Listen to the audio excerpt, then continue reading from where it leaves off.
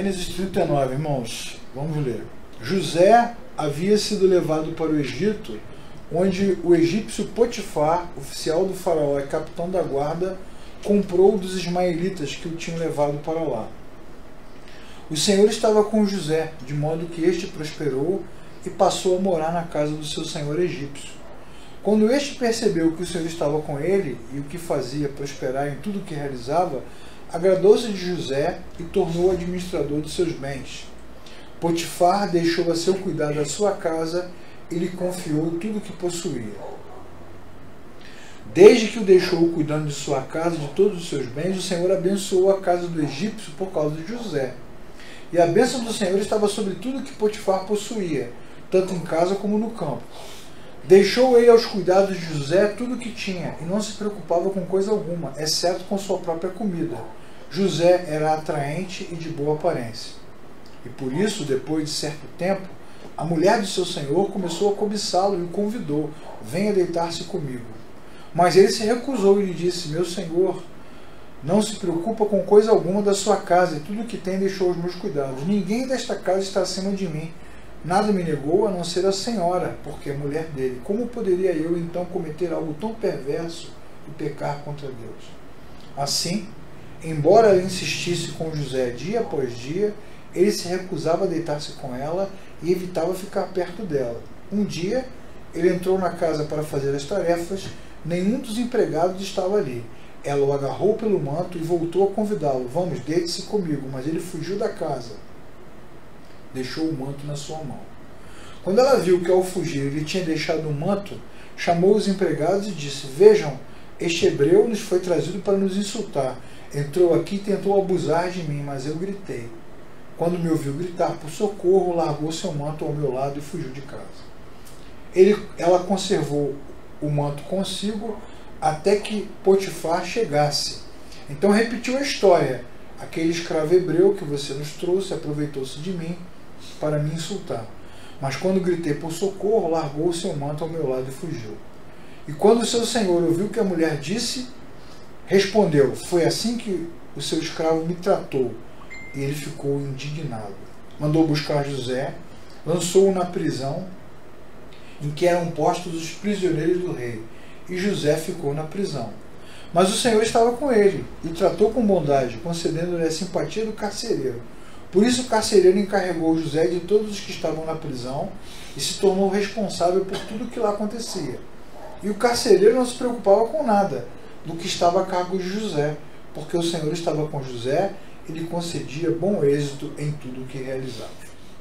Bom, irmãos, algumas coisas para a gente meditar nessa passagem, que é uma continuação da outra mensagem que eu fiz de Gênesis 37, onde eu falei da relação difícil que José tinha com os irmãos, da maneira como o pai o tratava, da maneira como Deus o abençoava.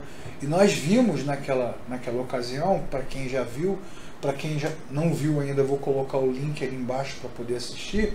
Nós vimos que a presença de Deus na vida de José, as virtudes de José, o amor que José sentia por Deus, tudo isso gerou nos seus irmãos ciúme, indignação, desrespeito. A presença de José passou a incomodar os seus irmãos de uma forma muito grande. Então seus irmãos o odiavam, o agrediam, depois o venderam, né, como escravo. Tudo isso aconteceu porque Deus estava com ele.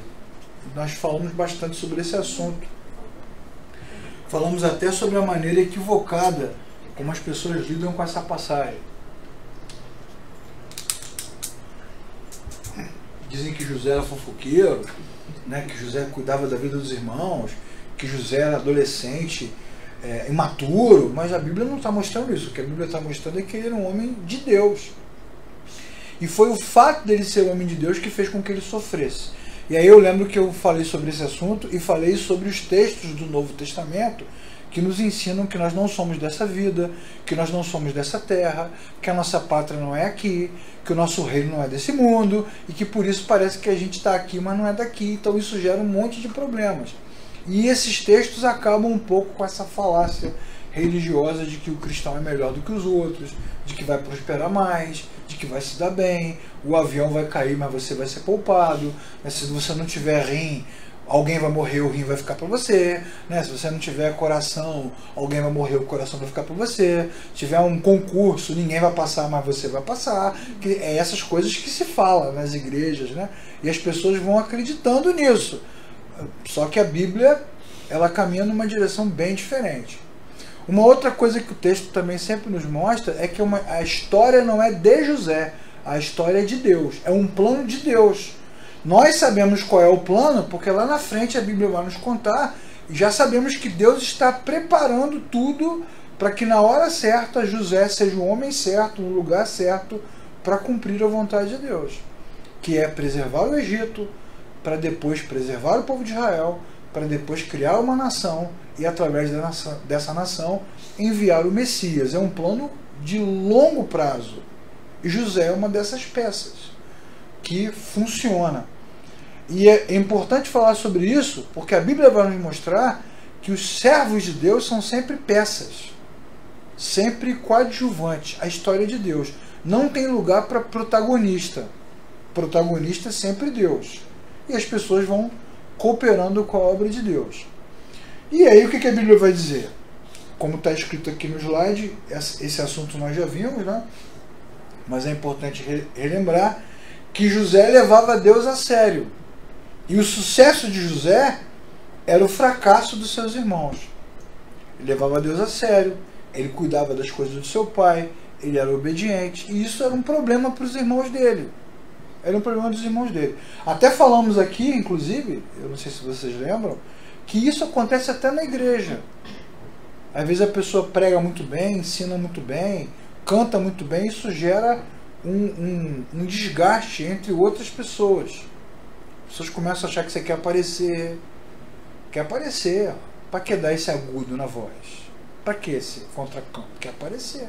A pessoa tem um dom, tem uma habilidade que Deus deu, e ao exercer, acho que você quer aparecer. Você exerce a humildade, acho que você quer aparecer. É competente no trabalho. Essa semana eu estava conversando com uma professora, uma amiga, a gente conversando sobre as dificuldades, e aí eu descobri que ela trabalhou no Senac, numa época que eu fui professor do Senac, a mesma época que eu, só que ela trabalhou em outras unidades. A gente até se surpreendeu de nunca ter se encontrado em unidade nenhuma. Até aqui em Irajá eu dei aula, ela também, enfim. E a gente chegou no mesmo assunto. Qual era o assunto? Que os professores competentes, que davam aula, que ensinavam os alunos, que geravam resultado, foram perseguidos por outros profissionais que estavam ali meio que enrolando. Mas isso não é um problema do Senac, nem da igreja. Isso é um problema do ser humano, de todo ser humano. A luz incomoda as trevas. A pessoa faz o bem e incomoda quem não faz o bem. E José sofreu isso na pele. Sofreu muito. A Bíblia vai nos mostrar que a obediência dele teve um preço. Qual foi o preço? O que você ouve nas igrejas normalmente? Você vai ser obediente, Deus vai te honrar. Mas ele foi vendido como escravo. Nós sabemos que tem um plano maior acontecendo, mas José não sabe, nem os seus irmãos. Então você acha que ele ficou feliz quando foi jogado no buraco? Foi feliz? Ficou feliz quando foi vendido como escravo? É óbvio que ele não ficou feliz. Ficou cantando, ou aquela harpa da Disney. Oh, que dia feliz! É claro que não. Então isso é uma falácia religiosa, a se alegrar, mesmo nos momentos de dor. Ninguém se alegra na dor. A dor é um momento de tristeza. Por isso que a Bíblia diz que há tempo para todas as coisas. Eclesiastes capítulo 3. Tem o tempo em que você edifica, tem o tempo que você derruba.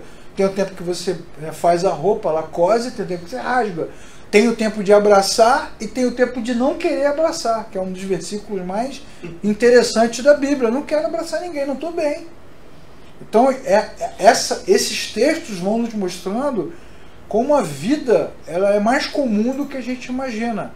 É óbvio que ele não ficou bem, é óbvio que ele não ficou feliz, é óbvio que ele se sentiu traído, mas mesmo se sentindo traído e mesmo tendo sido traído, as duas coisas, ele não virou uma pessoa revoltada, Imagine vocês, eu tô revoltado, tô aborrecido, com um monte de problema, vou entrar na sala, vou começar a esculachar os alunos. Seu animal, seu isso, seu aquilo, vou te dar 0. Começa a descontar, que é uma coisa que a gente geralmente faz, né? Acaba descontando nos outros as coisas que nós estamos sentindo. Então ele sentiu na pele a ira, o rancor, o ódio, a amargura, a inveja, mas decidiu continuar obedecendo a Deus.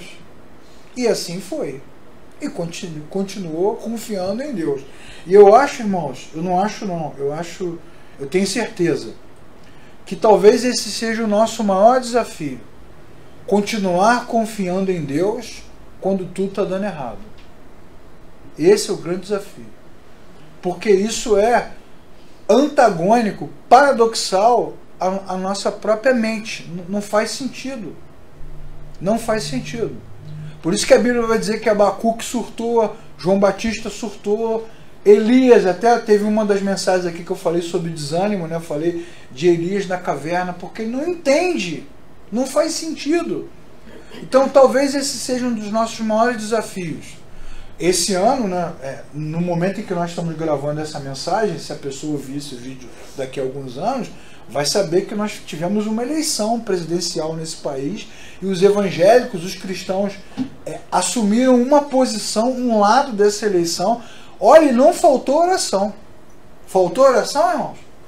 Mas não faltou. O pessoal orou, levantou a mão, jejuou, ajoelhou, foi no monte, foi no vale, foi no lago, atrás da porta, no sótão, no porão. Onde deu, foi. Estendeu a mão, cantou, jejuou.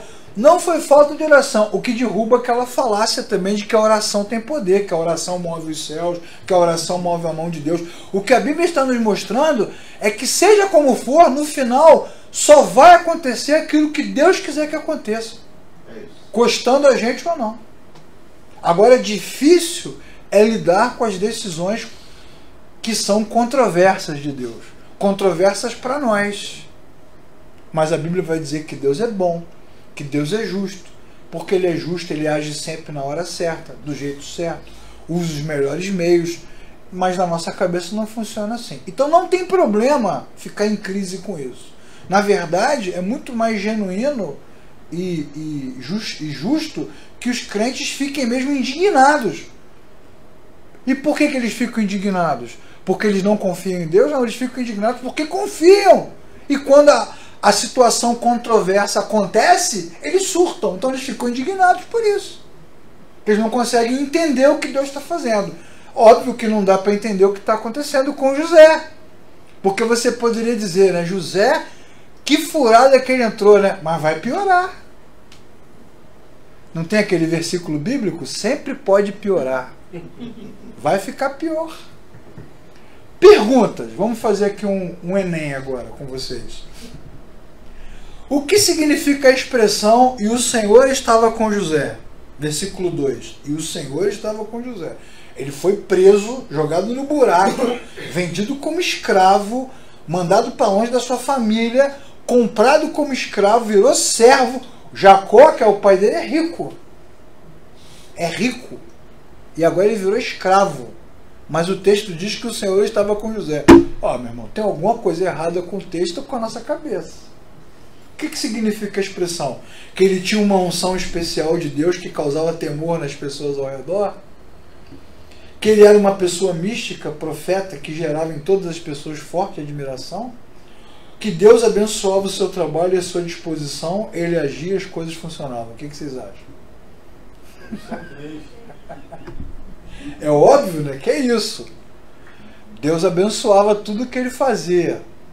O que não significa necessariamente que tudo dava certo. É bem diferente, né? Entende? Isso que é paradoxal na nossa cabeça. Deus abençoa, a frase, né? Deus abençoa não é igual a tudo vai dar certo. Vai dar tudo certo. Não vai. O que significa a expressão "a mulher do seu senhor pôs os seus olhos em José"? Que José era realmente muito bonito e atraente, ela ficou apaixonada, você acha isso? que José era escravo, posse da família, pertencia à mulher, ela viu, desejou e quis, ou que José era a oportunidade de prazer para uma mulher bonita, carente, muito sozinha. Tudo isso eu já ouvi em pregações. Era uma mulher carente, irmãos.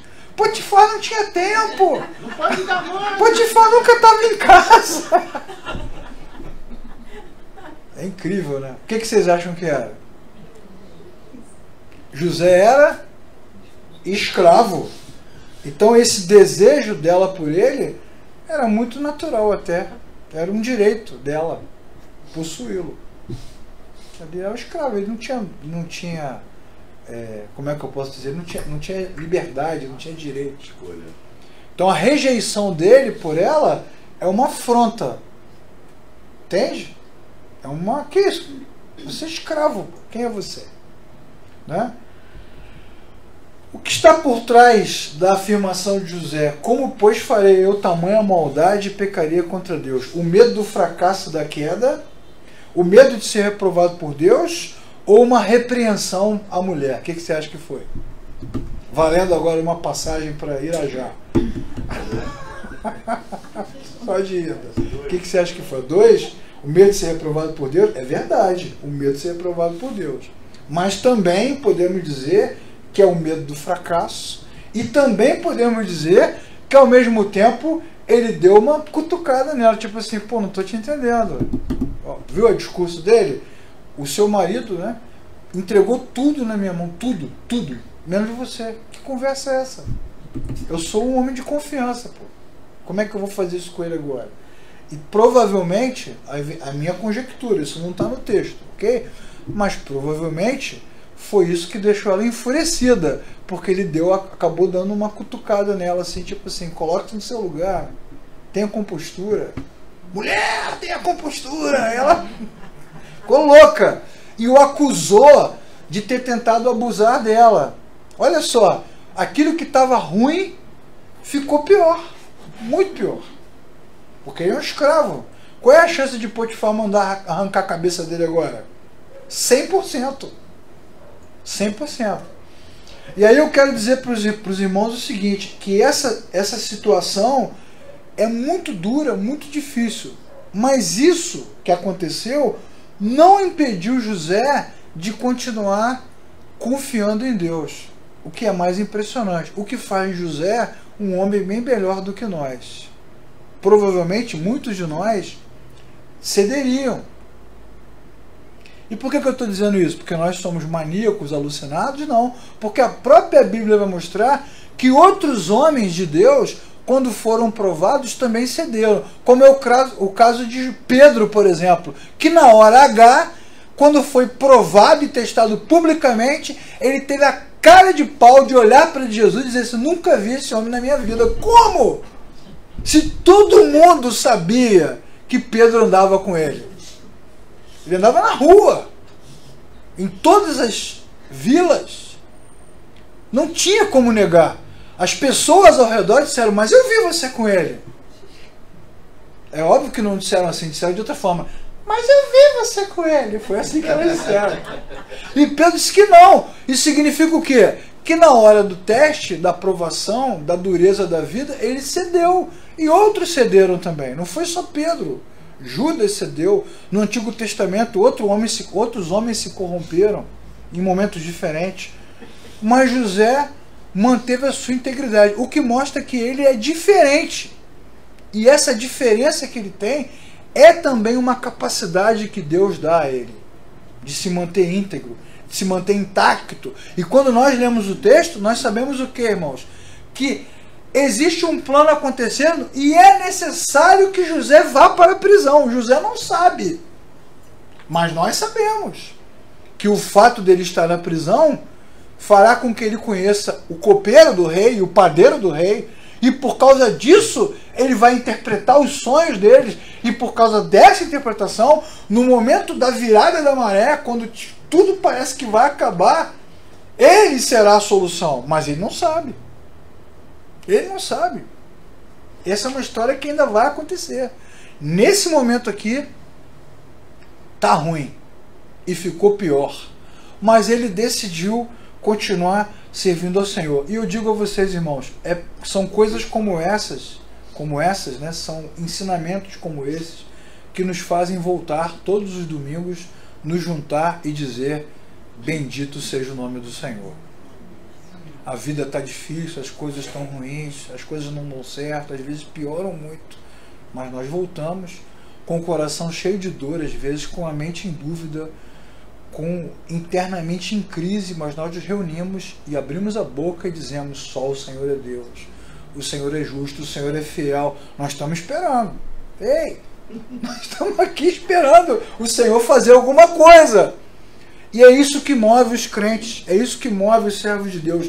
Não é o sucesso, nem a vitória repentina, nem as grandes bênçãos. O que move os servos de Deus é a certeza de que, em algum momento, em algum instante, ainda que passe da nossa geração, não importa, a grandeza, a gloriosa, a beleza, a santidade, a pureza, a justiça de Deus prevalecerá.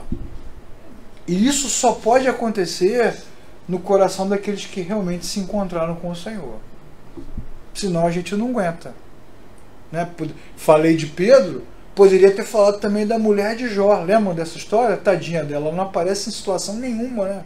Na hora da festa ela não aparece, na hora do banquete ela não aparece, na hora da riqueza ela não aparece, mas na hora que fica tudo ruim, ela aparece, diz: nega o teu Deus e morra. É porque ela nos representa. Eu acho que ela nos representa mais do que Jó, porque é mais ou menos o que acontece na nossa cabeça. Não faz sentido que da noite para o dia todos os nossos filhos morram de catástrofes, de desgraças, e tudo se perca, e todo o dinheiro vai embora. Isso não está certo.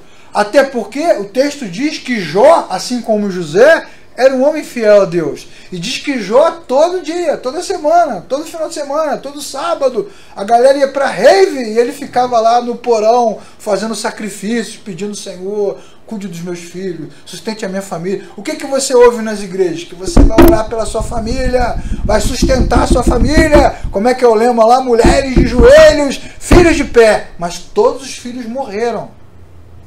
Então não parece ser justo. Ela nos representa melhor do que Jó. Assim como Pedro nos representa melhor.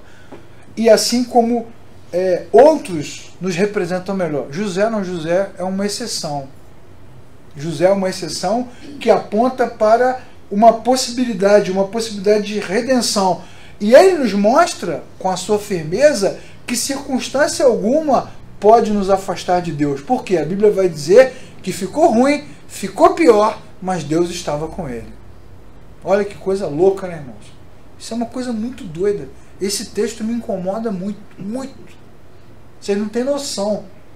A Bíblia também vai nos mostrar que essa situação de calúnia, difamação, acusação, ela também não é novidade.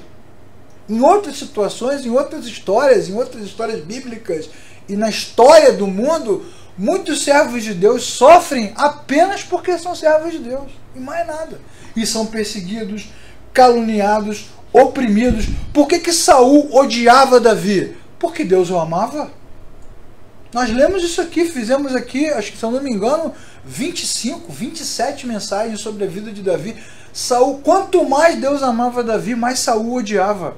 Por que Caim matou Abel? Ou foi Abel que matou Caim? Eu nunca tenho certeza. Por que Caim matou Abel? Porque Deus o amava, porque Deus aceitou a sua oferta. E mais nada, a luz da presença de Deus gera ódio ao redor. Então ele era odiado, morreu, perdeu a vida. Assim como Acabe tirou a vida de Nabote, assim como outros pereceram apenas porque Deus os amava. Então o fato de Deus amar essas pessoas não as poupou da dificuldade, da dor e muitas vezes da morte. E não poupou José, mas não poupou mesmo. Então isso também é muito comum. Há uma perseguição dos irmãos, agora da mulher de Potifar, e a Bíblia diz que ele vai ficar esquecido na prisão, vai ficar esquecido lá. Esquecido. E quantas vezes muitos de nós não se sentem esquecidos por Deus, irmão? Deus esqueceu de mim. Me largou no pó, me largou no sótão, me trancou no porão e esqueceu. Ele se sentiu esquecido. Ele não se sentiu, não é isso que diz o texto, mas ele foi esquecido. O texto diz que ele ficou lá. E isso muitas vezes acontece na nossa vida, sempre pode piorar. A Bíblia vai dizer também, em outras passagens, que na verdade é como se José estivesse numa escola de adversidade, num aprendizado. Porque esse é o modelo bíblico, não adianta lutar contra ele. Essa coisa da adversidade, do sofrimento, da dor, está presente na Escritura de ponta a ponta. Todos os servos e servas de Deus passam por momentos na sua vida de adversidade muito pesada, muito grande. Algumas maiores do que as outras. E parece que isso está acontecendo na vida de José agora. E não foi José que escolheu essa situação. Foi Deus que o colocou lá. Porque ele era fiel ao Senhor. Ele era fiel ao seu pai. Ele era fiel ao seu pai. Ele foi fiel a Potifar. Ele foi fiel a Potifar até o fim. E tomou na cabeça por causa disso. Então a fidelidade só levou ele para o buraco. Mas na verdade, o que a gente descobre depois? Que Deus jogou ele no buraco. Ele vai dizer isso para os irmãos. Lá na frente, quando tudo terminar, no final da história, quando ele se encontrar com seus irmãos de novo, com a faca e o queijo na mão, com autoridade, podendo passar o cerol em todos eles, ele diz para os irmãos: não foram vocês que me mandaram para cá. Foi Deus que me mandou para cá. Então Deus que colocou ele no buraco. E por mais que isso seja surtante para nós, irmãos e irmãs, essa é a certeza bíblica e teológica que ao mesmo tempo nos surta e ao mesmo tempo nos faz caminhar. Que certeza é essa? Que Deus está no controle. Deus é quem governa. Gostando ou não gostando do resultado. Então, se ficamos indignados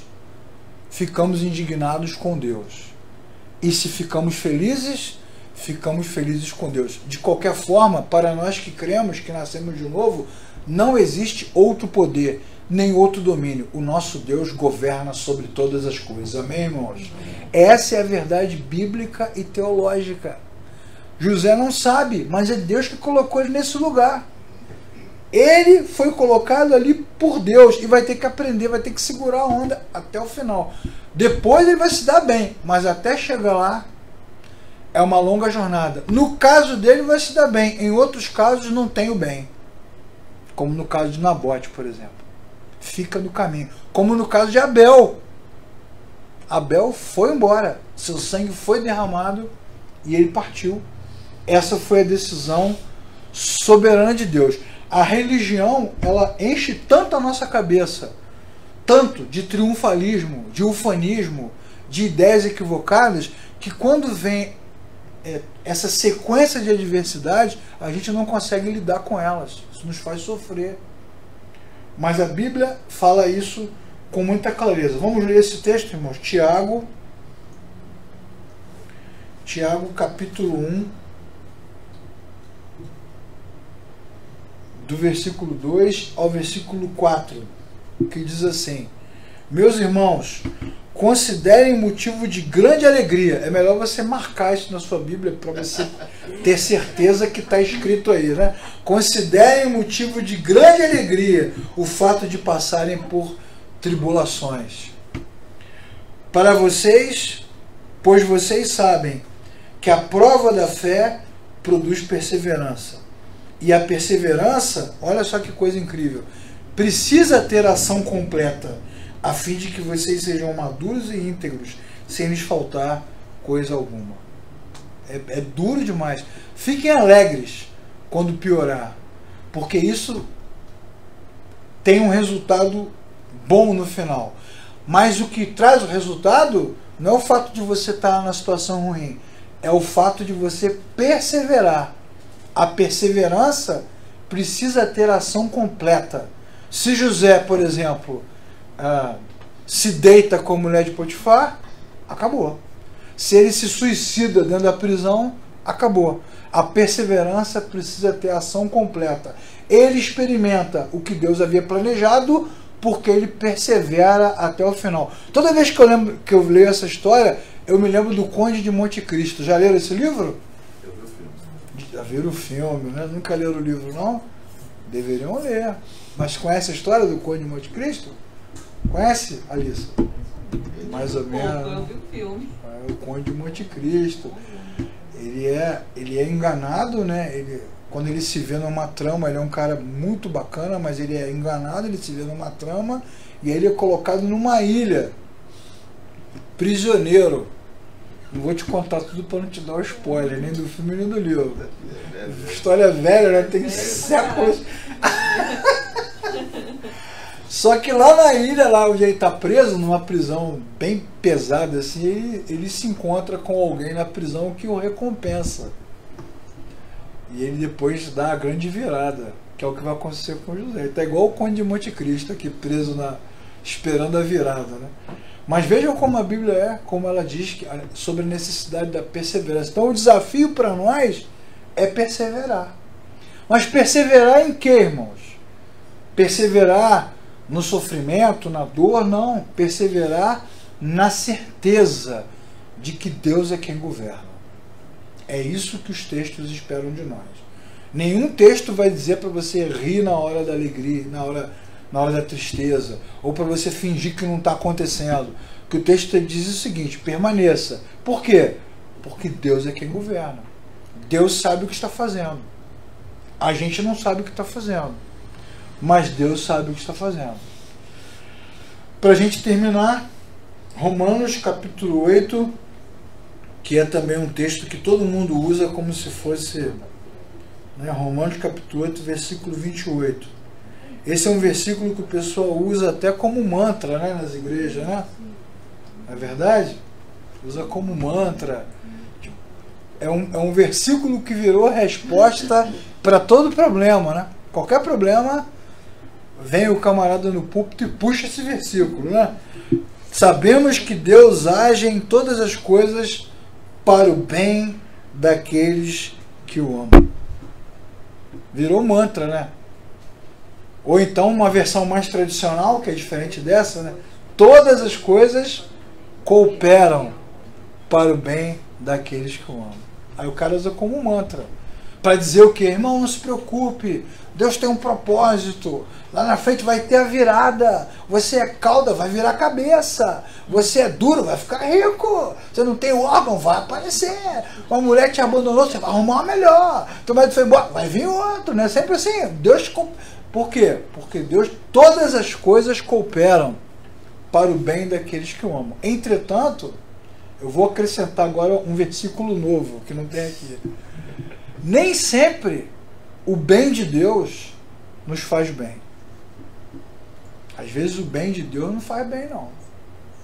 O bem de Deus é ruim. É um chá amargo, que é o que José está experimentando agora. Porque o que Deus está fazendo é o bem. E todas as coisas que Deus faz cooperam para o bem. Porque no final, o resultado disso aqui vai ser o bem de Deus prevalecendo. Mas quem tomou essa colherada aqui, como era aquele negócio que a gente tomava quando era criança? Óleo de rícino, é isso? Óleo de bacalhau. Fígado de bacalhau. Fígado de bacalhau. Curava tudo, né? Cura tudo. Câncer, lepra, epilepsia, dor de cabeça, problema cardíaco. Toma! Fica aquele negócio na boca. Vai. Me veio aqui uma memória afetiva, agora lembrei até do gosto. Você não lembra não, de vez em quando? Eu lembro. Até o gosto vem. Nossa. Sensação horrível. Davi não é tão novo assim não, irmãos. Isso é uma mentira, isso é uma falácia. Ele conta esse versículo de Romanos 8, 28 virou um mantra. E aí todo mundo então passa a acreditar, porque está aprendendo dessa forma, que tudo vai nos favorecer. Todas as coisas cooperam para o bem daqueles que o amam. Então, tudo vai nos favorecer. Só que, no final das contas, tudo vai favorecer aquilo que Deus está fazendo. O que Deus está fazendo é para o bem daqueles que o amam. Só que o bem de Deus nem sempre nos faz bem. Então, nem sempre as coisas nos favorecem. Para dizer a verdade, quase sempre as coisas não favorecem. Não tem esse favorecimento. E quando Paulo escreve Romanos 8, obviamente, ele não está falando de bênçãos materiais. Ele está falando do plano redentor. Ele está falando de Cristo. Ele está falando de tudo que Deus fez através da história, e é isso que ele fala de Romanos 1 até 8, tudo que Deus realizou para que a salvação estivesse disponível para nós. Romanos 1, Romanos 2, Romanos 3, Romanos 4, ele vai explicando todas as coisas que Deus realizou através dos séculos para que a salvação viesse, para que a criatura fosse reconciliada com o Criador. E quando ele termina esse texto aqui de Romanos 8, ele vai dizer o seguinte, que Cristo veio, morreu, ressuscitou, cumpriu a sua obra e nos reconciliou. E agora nós somos dele, estamos nele. Ele está conosco, ele nos guarda, a redenção nos espera. E ele pergunta, que diremos, pois, então, irmãos? Ora, se Deus é por nós, quem será contra nós? Mas ele não está falando de dinheiro no banco, de conta não paga, de doença. Porque o camarada, ele ou ela, né, pega esse versículo, retira e transforma isso num mantra. E canta, né? Se Deus é por nós, quem será? Né? E canta na igreja. E todo mundo canta. E canta pensando, né? O meu chefe vai se ver comigo amanhã. Se Deus é por nós. Não é assim? Aquele vizinho vai se ferrar. Se Deus é... Não é assim? E canta pensando, né? Canta pensando, fulano de tal lá no hospital vai ver. Quando a mão de Deus pesar, vai ver. Se Deus é por nós, porque todas as coisas cooperam para o bem, ele vai ver. E todo mundo canta numa alegria, pensando na vingança, né? O sangue descendo aqui assim. É incrível. Eu já até falei aqui uma vez, não sei se vocês lembram, que a impressão que a gente tem às vezes é que os cristãos, eles se alegram mais ao saber que os outros irão para o inferno do que com a própria salvação. Tá mais alegre em ver isso mesmo, pega ele, capeta, queima! Ficar mais feliz com o juízo sobre o outro do que com a própria redenção. Vira mantra. Vira mantra. Agora, José está preso. E a Bíblia vai dizer que esse homem preso é o homem que está no centro da vontade de Deus. E é isso que mexe com a nossa cabeça. Então, o que a Bíblia está fazendo é nos persuadir. A Bíblia está trabalhando conosco na persuasão, está tentando nos convencer. De quê? De que aconteça o que acontecer, Deus continua governando. E não importa se tudo está dando errado, o que importa é a gente continuar andando. Não tem aquele versículo? Continue a nadar. Continua andando. Então o que é? Não é? Tem aquele outro versículo também, levanta, sacode a poeira. Você acorda de manhã, né? Foi tudo ruim, acorda de manhã, e o que você se lembra? O meu Deus continua governando. E você continua andando. Apesar de tudo, porque a Bíblia está nos convencendo que tudo que acontece coopera para um plano maior. E pode ser que nesse plano maior o bem de Deus não me faça tão bem. Mas não importa. O que importa é que eu fui reconciliado, então eu estou do lado de Deus. Deus está do meu lado. Então, no final das contas, o que importa é que o Deus continua governando. E nós vamos ver isso na vida de José depois. Vamos ver que realmente... E é bem interessante quando nós falarmos dos sonhos de José, dos sonhos dos prisioneiros, como naquele momento, qual é a impressão que a gente dá? Agora José vai sair do buraco, né? Agora vai, porque ele salvou o cara. Ele interpretou o sonho, salvou o cara. Agora vai, porque o cara falou para ele, ele fala assim, pô, não esquece de mim não. Pelo amor de Deus, não me deixa aqui. E o cara esquece. Agora você imagina o tempo que esse homem está ali ruminando, né? O sofrimento, o abandono, a amargura. Quantas vezes deve ter passado pela cabeça dele, na minha conjectura, Deus esqueceu de mim. Os salmos da Bíblia vão nos mostrar várias vezes os salmistas dizendo assim, o Senhor nos abandonou. O Senhor se esqueceu de nós. O Senhor não... Onde o Senhor está? que não responde, que não ouve as nossas orações? Por quê? Nós nos lembramos, Senhor, que no passado o Senhor fez isso, e cadê o Senhor? Isso mostra o quê? Que o ser humano sofre diante da adversidade. Então o que a Bíblia está fazendo? Está nos persuadindo, ela está dizendo assim, continue andando. Mas por que eu devo continuar andando? Aconteça o que acontecer, Deus continua governando todas as coisas. Amém? Para a gente fechar, quero ler com vocês o texto de Isaías, capítulo 6. Isaías, capítulo 6, esse texto nos remete a um tempo em que Israel tinha um rei incrível, que era o rei Uzias. É considerado um dos maiores reis da história de Israel, proativo, empreendedor, inteligentíssimo, rico, fez Israel prosperar, e muitos acreditavam nesse tempo que ele faria Israel sair do buraco, seria um cara incrível, levaria Israel à vanguarda, a tempos de glória, tempos de luz, tempos abençoados, porque a Bíblia diz que o Senhor era com ele, igual José. O Senhor era... Só que Uzias deu uma surtada da noite para o dia, e um dia ele acordou de manhã e se sentiu Deus. Botou a estola sacerdotal e foi na direção do templo para falar com Deus de igual para igual, o que é uma coisa que já aconteceu várias vezes na Bíblia com outros homens. E óbvio que Deus então lançou sobre ele juízo. Ele ficou leproso, perdeu o trono, foi colocado do lado de fora da cidade, como era uma norma da lei de Moisés, e Israel ficou desgovernado. Desgovernado. Imaginem vocês quantas expectativas foram colocadas em Uzias. E é isso que a Bíblia está nos mostrando, irmãos. Quantas expectativas os cristãos colocaram no governo A ou no governo B, no candidato A, no candidato B. Quantas expectativas nós colocamos no emprego A, no emprego B, no chefe A, no chefe B, no chefe C, na oportunidade XY. E quando essas coisas não acontecem, vem a grande frustração. E aí, de quem a gente sente raiva? De Deus. Porque isso causa indignação no nosso coração. Causa indignação, porque a gente não entende. É a situação controversa. E isso certamente mexeu com o povo, certamente mexeu com o profeta Isaías. Então ele narra em Isaías capítulo 6, no ano em que o rei Uzias morreu, eu vi o Senhor assentado no trono, alto e exaltado, e a aba da sua veste enchia o templo. Quando tudo foi para o buraco, e quando a esperança se perdeu, o que Isaías viu? Ele viu que Deus está sentado no trono, irmãos.